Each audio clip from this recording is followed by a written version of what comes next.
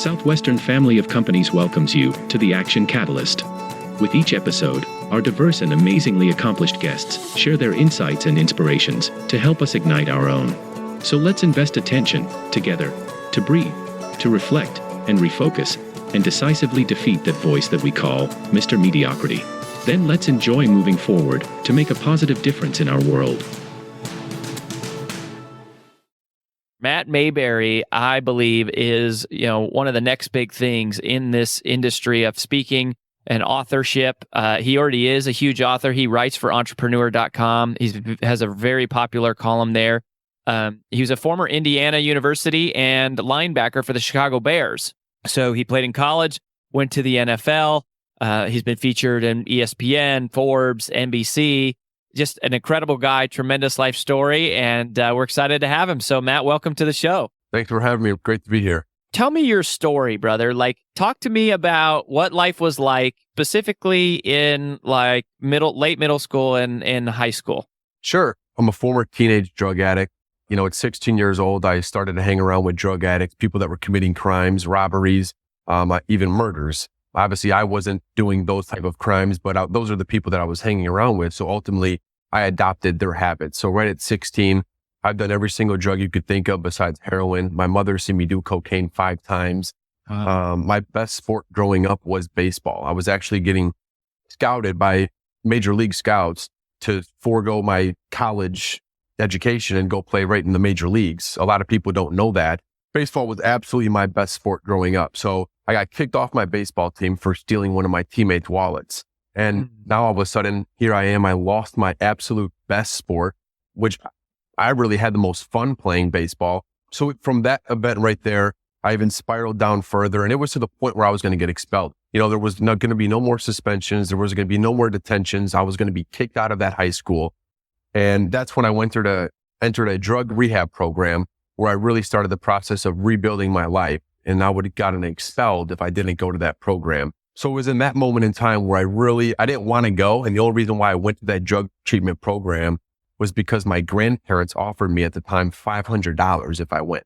Huh. And I started to think about all the drugs that I could buy with the $500 and then in turn sell those drugs. So that's kind of where my mindset was at 16 years old. Wow. And then ultimately 2 weeks into that program, I didn't want to go there. I was pissed that I was at the treatment program. But that's really when I had my awakening, when I came home one night, 2 weeks after dinner with my mother and father and younger brother. And for the first time in really 3 years, I had a heart-to-heart conversation with my father. Mind you, my father's been an iron worker for the past 40 years. The strongest man I've ever met throughout the course of my life. It's not 330-pound lineman that wanted to rip my head off in the NFL. It's my father.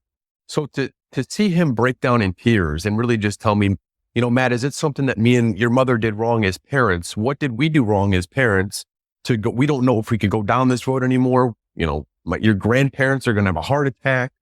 So it was that bad. But that conversation transpired me to go in the bathroom and take a shower. And when I got out of the shower for the first time in 3.5 years, I had the courage to look myself in the mirror. And that's when I saw, for the first time, I saw it so vividly. I saw anger. I saw depression. I saw a monster. I saw the tears that I put on my mother's face, all the people that I hurt throughout the course of my life that loved me, that I loved most. And in that moment in time, that was my true awakening. In the moment of a second, I collapsed to my knees so hard to the point where I almost dislocated my kneecap. Just in an instant, I just collapsed to my knees. And that's when I cried out to God. And I just cried out to God and asked him, God, can you show me the way to get out of this dark, depraved world that I've been living in for so long that has nearly killed me? And that's when I started to hear over and over again, athletics, athletics, athletics. So athletics, then you were already playing. You were already doing baseball. So did you just overnight get back into it? So after I knew that athletics and really getting a Division I college scholarship was really my only lifesaver, that would be how I would save my parents financially from all the money they spent. I knew that was going to start the building blocks towards creating a bigger future for Matt Mayberry, and as well as giving back to my mother and father for all their sacrifice, dedication, and financial support that they've given me throughout the course of those 3 years where I was living in such a dark world. And my father was leaving, he would always leave Bible passages laying around the house or motivational books. And this book at the time was Zig Ziglar. I've learned a lot from Zig as well. His book, See You at the Top. And it was actually bookmarked on the power of goal setting. And it was in that moment in time where I really discovered that we can be, do, or have anything that we want in the world if we just put our mind towards it 120%, come up with a game plan on how we're going to achieve that, and then persistently and passionately work every single day to make that become a reality. And that's when I set a goal to get a Division I college scholarship offer. It was in that moment in time. And I made a list of 50 things that I had to do. I had to run a 4.5 40-yard dash. I had to bench press 185 pounds, 25 times. I had to reach out to these many colleges, per day. So I started to create a game plan of everything I had to do. And it was that moment in time, working 7 days a week, perfecting on my craft, getting better as a football player, because I already got kicked off the baseball team. So the only sport I had left was football. And football wasn't a sport I was extremely excited about. It was just a sport that I was, naturally gifted at. I wasn't a LeBron James where you say Matt Mayberry is going to play in the NFL one day, but I did have some natural God-given ability there. I think that's where a lot of people, why goal setting maybe hasn't worked for them in the past, that they might set some huge goal that they're extremely passionate about, but behind that, there's no action plan as to how they're going to achieve that goal.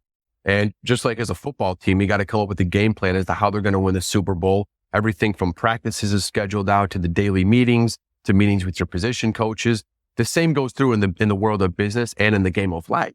You need a game plan as to who do you want to become? What are the characteristics that you want to develop? What are your values? What are your goals? All that stuff matters. And I think when I created the plan, that really showed me one extremely important characteristic where I think a lot of people miss out on in goal setting is to really come up with a plan. And that's what I do in all my goal setting programs when I speak all across the world. It's not only do we set a goal, a game-changing goal, as I call it, one goal that's really going to transform your entire life that year, but also creating a list of 25 to 50 things that you have to do in order to achieve that goal. And I learned that at 16 years old. A year later, I ended up with 19 Division I college scholarship offers. And so talk to me now about how do we translate what you learned into the big highlights that you've pulled out? Absolutely. Well, I think, what I just talked about, right there with the one game-changing goal, I encourage everyone to sit down and really take, whether it's during the weekend, preferably as soon as possible, if you haven't already, and just sit in solitude. Some of the greatest thinking in this world has been done in solitude. And I think when we can block out this noisy, distracting world that we live in, just turn on CNN, Fox News, whatever it may be, you'll see what a noisy world that we live in. So I encourage everyone to turn off the news, sit in solitude for 25, 30 minutes, half hour, and just really think about what do you want for your life. And I encourage everyone to pick one game-changing goal. At 16 years old, my game-changing goal was to get a Division I college scholarship offer. And I say game-changing because I think a lot of people, they might have 20 goals that they want to achieve, and that's great. I think you should have a bucket list for things you want to do before the day you die. But in this instance, what is this one goal that's going to be a game changer for you that's drastically going to take your business and life to the next level? And what this is doing, it's creating Zoom focus, as John Gordon, his Zoom focus translation there. That's what it's doing. It's putting every ounce of energy, effort, and time into this most important goal. And it's going to increase your energy, your focus, and ability to get the job done every single day. So I encourage everyone to pick one game-changing goal. A lot of times it's going to be a business or financial goal, but it's drastically going to, make a difference, positive difference. I think when you spend that time in solitude and really block out the noise, I think the funny thing about it is a lot of people will say that they might not know what that game changer goal is, but if you listen to your intuition, your heart and soul, more than likely you will develop that game changing goal. I always tell people to go what you're most passionate about right then and there. For me, I was extremely passionate about getting a Division I college scholarship offer, but my why behind why I wanted to get a Division I scholarship was to pay my parents back for all their sacrifice, devotion, and love throughout the past 3 years. So I always tell people to focus on what are you most passionate about?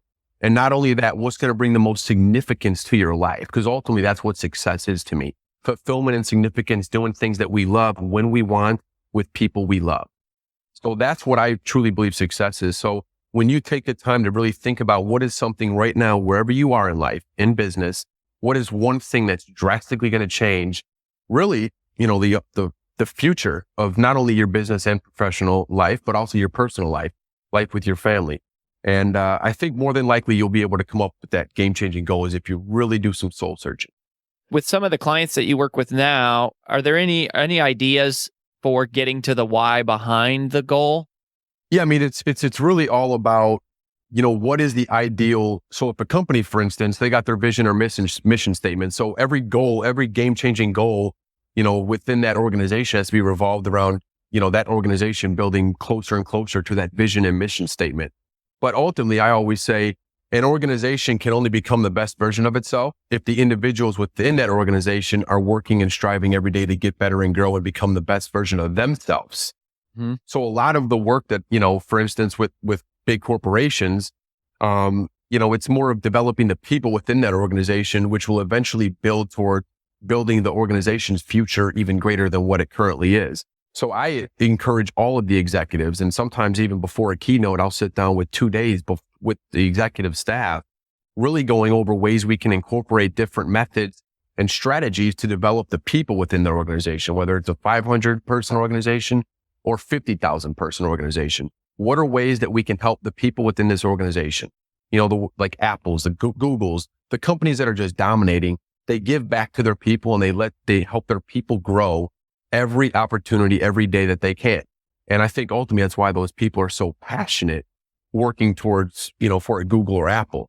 So developing the people is the first step to developing the organization. So what do you think are some of the real poor, obviously drugs we talked about, but what else do you think people are doing that sort of sabotages themselves? I mean, honestly, I think it's pretty straightforward. I think a lack of persistence. I think so many people want instant gratification. The world that we live in today, whether it's in the business world, athletics, whatever it may be, everyone wants to put forward minimal effort with instant gratification in return. And I think that is the biggest mistake for a lot of people that are going after their game-changing goal, or really to make a major success of themselves, make a tremendous difference in the world. I think a lack of persistence and focus is the two things that is sabotaging people left and right every single day. Mm. Talk to me a little bit about where do you want people to go to connect with you? Where can they find you? You can go to my website, mattmayberryonline.com. Feel free to connect with me on Twitter, Facebook, Instagram, all those social media outlets. And, I think that's a good first step. All right. So here's my last little question for you. So let's say that there is somebody out there listening right now, and either it's them or maybe it's their kid, and they are going through what you were going through. They're making all the wrong decisions. They're hanging out with the wrong people. What would you say directly to that person? Oh man, that's a great question. There's a lot of things that I would say, but I think that the two most important things I would say is, number one, hang around champions. Do everything you can to hang around positive, like-minded people that believe in your vision, that are going to help, uplift you and take you to the next level.